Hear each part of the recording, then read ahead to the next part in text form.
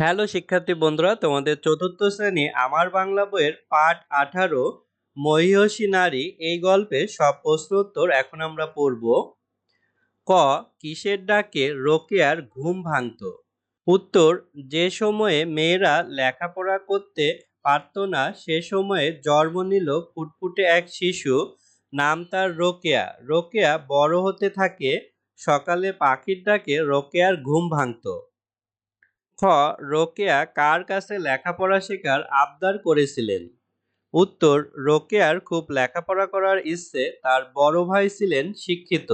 বড় ভাইয়ের কাছে লেখাপড়া শেখার আবদার করলেন। তিনি রোকেয়ার অদম্য ইচ্ছা দেখে এগিয়ে এলেন।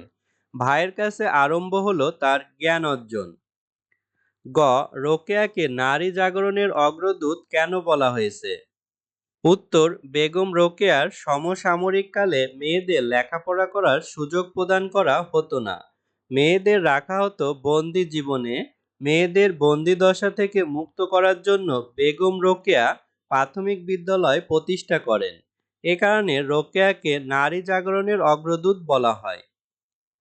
ঘ, রোকেয়া কখন কিভাবে লেখাপড়া করতেন?